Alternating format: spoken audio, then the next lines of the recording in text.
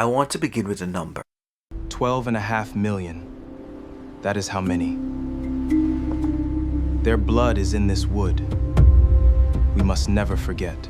That is how many African men, women, and children were forced on the ships and carried across the Atlantic. Nearly 2 million of them never saw land again. Do not go away from this video.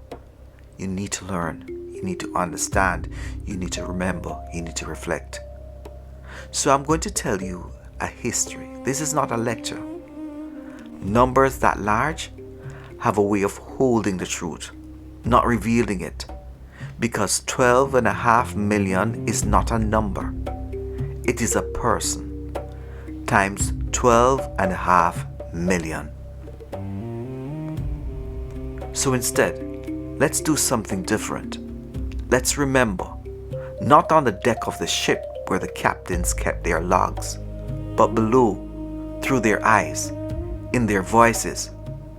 And what I'm going to tell you is exactly what some of them said. There are 10 things our ancestors want us never to forget. And I'll give you the sources as I go through. I was born a slave. I was born free, with a name my father gave me. Then came the raid, the long march to the coast. I was stolen from a life already whole. In a village where I knew every path. I had a mother. I had a language. I had life. Then came the raid, the rope, the long march to the coast, weeks of walking, tied neck to strangers who became only family to me. The last thing I did on the soil of my home was to turn around and look back. Remember, no one was born a slave. Everyone was stolen from a life they already had and they were enjoying. Our ancestors cried as they came. The second one is the door of no return. They held us in a stone dungeon by the sea, hundreds of us, in the dark, beneath a fort where our captors held their church services.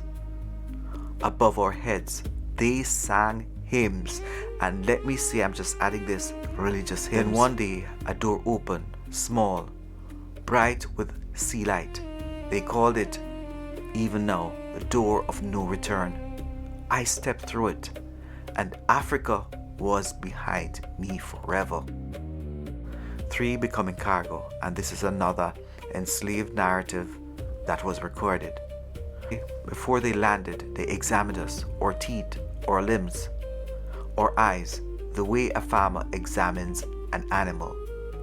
Then came the iron, hot from the fire, pressed into my skin, and marked a company initial.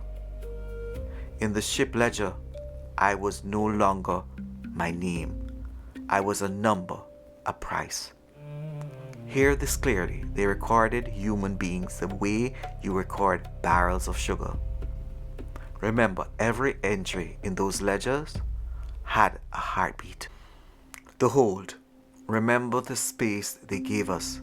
They packed us below the deck, lying down in chains in pairs, waist to waist, ankle to ankle. The space above my face was too low to sit up. The space beside me too narrow to turn.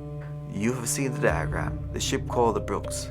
Bodies drawn in rows like marks on a ruler. The drawing was not a warning. It was a plan. A grave gives a person more room than the ship did. And they lay there, not for hours, for weeks, and sometimes months. Remember the air. Remember that we were forced to breathe. The heat below the deck was like a fever that never broke. The air was thick, so foul of sickness and waste, the candles would not stay lit in it. Fever moved through us in the dark. I laid chained to the sick and the dying. I could not do nothing for them but speak softly in a language the crew could not understand. Equiana survived the hold and wrote it down. He called it a scene of horror, almost inconceivable. Remember, he wrote it down so we can say it happened and that we know the stories must be told. Waking beside the dead. Remember the morning. Some mornings a person chained to me did not wake up, and I lay there, waist to waist with him, until a crew came. I learned their name in the night. I lost them by morning. The sea received them without a prayer. 2 million people were buried in the ocean. The Atlantic is the largest unmarked grave on earth. Remember it when you stand at the shore. Remember that even nature learned the route. The sailors said it to themselves and wrote it in their journals. Sharks followed the slave ships all across the ocean. They had learned that these ships fed them. Sit with that. The trade was so vast, so constant, so cruel, that it changed the behavior of the sea itself. Remember what that says about the scale of what was done to Africa and to the enslaved people. What was done to women. Remember our mothers, our sisters, or daughters. The women were kept apart, closer to the crew's quarters. I will not describe what happened there. What I will tell you is this. Some of the women crossed the ocean carrying children conceived in violence. And still, they found a way to love those children when they came. The resistance. Remember, we fought always. Some of us refused to eat. The only protest left to a person in chain. So the crew built an iron screw to force our mouths open. Some of us rose up. There were revolts on the ship, and some of us chose the water. They put nets on the ship to stop us, because even our debts they wanted to own. On a ship called the Zong in 1781, the crew threw more than 139 living people into the sea. They went to court in England, not for murder, but for the insurance. Remember, we were never passive. Never. Resistance began on the water. The arrival that was never an arrival. Remember that we were taken at the end. The land finally came. It was not rescue. It was an auction block. They washed our skin, all our skin, to hide the sickness and sold us.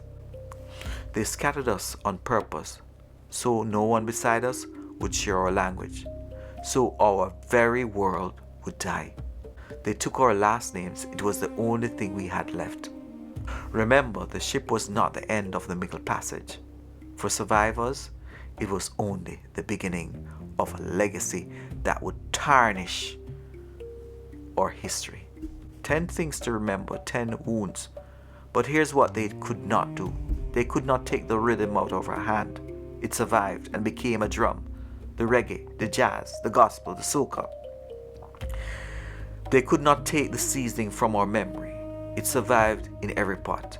They could not take our faith, the stories, the laughter. Yes, the laughter that crossed the ocean, chained in darkness, of course, and came on the other side alive. Every person in the African diaspora is a descendant from someone who survived the unsurvivable. We are not the children of slaves. We are children of people who are enslaved, who refuse to be erased. So why remember? Why hold on to something so painful? Because forgetting the final stage of a crime, the ships are gone, the ledgers are fading, the ocean kept no headstone. All they left us is us. To say to our children, to say in our schools, say it out loud, they were stolen, they suffered, they resisted, they survived. And we are their memories, walking and ensuring that that memory is not erased. Share with everyone you know these stories, because these stories are important. Because if we forget the memories of our ancestors, who are we? Never forget. Always pass on the message. Do not allow individuals to provide you with revisionist history, because it's necessary to have our history documented, talked about. And that's all for now. Thanks for joining.